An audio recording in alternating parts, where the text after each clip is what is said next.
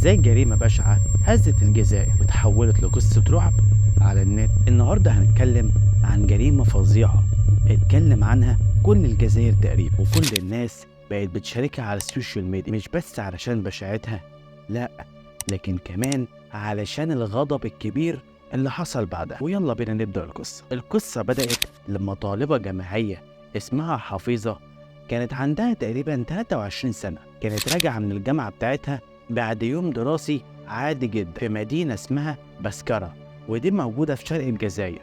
والجماعة اخواتنا بتوع الجزائر لو انا نطقت اسم المدينة غلط سامحوني. حفيظة دي بقى يا صديقي كانت بنت متفوقة جدا في دراستها، وكانت بتدرس اللغة الفرنسية كمان في الكلية، وكل أهلها وأصحابها كانوا بيشيدوا إن هي أخلاقها عالية جدا وكمان مجتهدة في دراستها. لكن في اليوم ده وحفيظة مروحة بيتها حصلت حاجة محدش كان يتخيلها. واللي حصل يا صديقي إن لما حفيظة دخلت العمارة اللي هي قاعدة فيها، واللي هي طبيعي هي قاعدة مع عيلتها وكانت قاعدة مع عيلتها، واحد من جيرانها اللي هو المفروض الناس بتحس بالأمان مع بعض واللي هم الجيران، يعني المفروض بقى واحد من جيرانها استغل فرصة إن أهله مش موجودين في البيت عنده، وخدها بالقوة لحد شقته وقفل الباب عليها. وهنا بدأت الكارثة. الجار ده بقى مش بس اعتدى عليها، لا، ده قتلها بطريقة وحشية عن طريق إن هو شنقها. وبعد كده الجاحد مش يسكت ويتقي ربنا وخلاص وماتت ويسلمها لله ويسلم نفسه، لا، ده كمان يقطع جثتها باستخدام آلة حديد زي المنشار. والآلة دي بالمناسبة هو كان بيستخدمها في شغله لأنه كان شغال عامل بناء. القصة دي بقى يا صديقي بقت مرعبة أكتر لما عيلة القاتل رجعت واكتشفت اللي ابنهم عمله. بس في الأول يا صديقي معلش أنا عندي سؤال بسيط، تفتكر العيلة دي هتبلغ الشرطة عن اللي ابنهم عمله؟ الإجابة الصادمة ليك يا صديقي إن اللي حصل كان العكس. عيلته شاركت في الجريمة بطريقة غير متوقعة.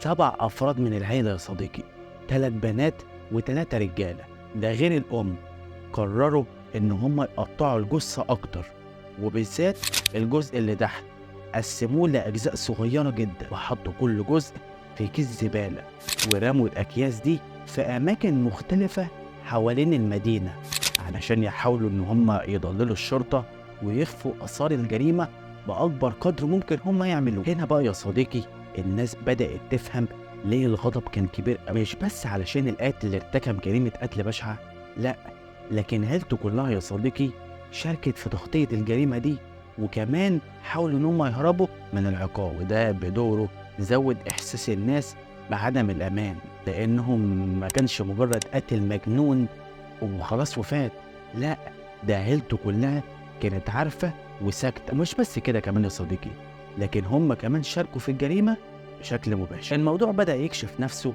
لما أهل حفيظة لاحظوا إن بنتهم اتأخرت عن وقت الرجوع بتاعها، وبدأوا يقلقوا عليها أكتر. وبسرعة أهل حفيظة بلغوا الشرطة باختفاء بنتهم. وفي نفس الوقت جه مكالمة غريبة للشرطة برضه إن في واحد لقى الجزء العلوي من جثة بنت مجهولة وكانت موجودة في كيس بلاستيك. ولما الشرطة بطبيعتها عملت التحريات اتضح ان جثة البنت او الجزء بتاع جثة البنت المجهولة دي من جثة حفيظة. الشرطة بقى يا صديقي بطبيعة الامر ما وقفتش بحث لحد هنا، بالعكس دول هم بدأوا يربطوا الخيوط اكتر ببعض، وبسرعة هم قبضوا على الجاني. ولما قبضوا على الجاني اعترف بكل حاجة، واعترف ان هو خطط من الجريمة للبداية للنهاية، وان هو اللي قتلها لما كان سكر. لكن الغريب بقى يا صديقي ان هو ما قالش هو قتلها ليه، مع ان فعلا السؤال ده موجود.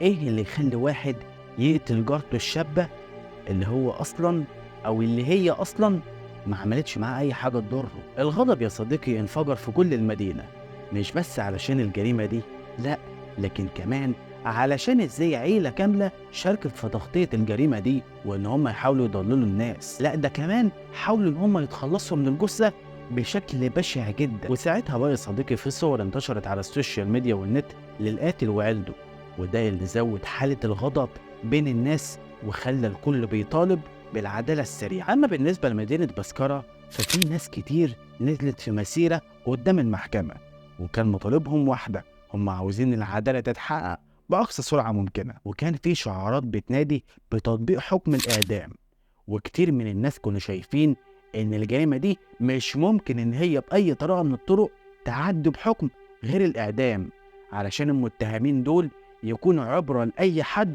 إن هو يفكر يرتكب جريمة بالوحشية دي. الجريمة دي بقى يا صديقي خلت الناس في الجزائر وفي العالم العربي كله يعيدوا التفكير في حاجات كتيرة أوي. يعني إزاي مثلا ممكن البشر يوصل للدرجة دي من الوحشية، أو إيه اللي يخلي عيلة كاملة تتستر على جريمة قتل من النوع ده؟ والأسوأ من كده يا صديقي، إيه نوع العقاب اللي ممكن يكون مناسب مع ناس زي دول؟ للأسف الشديد يا صديقي الغضب الكبير اللي كان حاصل مش بس علشان البشاعة اللي اتعملت في الجريمة دي، لأ، لكن كمان علشان إحساس الناس بعدم الأمان. هو أعذرني يا صديقي، لو واحد جارك ممكن يعمل كده، أو لو عيلته كلها ممكن تشارك في الجريمة زي دي، إزاي الناس تقدر تحس بالأمان في مجتمعهم؟ العدالة يا صديقي مطلوبة وبشدة، والناس مش هتسكت غير لما تشوف حكم الإعدام بيتنفذ والحق بيرجع لأصحابه. ولو مفيش عقاب رادع لناس زي دي، الناس حرفيا يا صديقي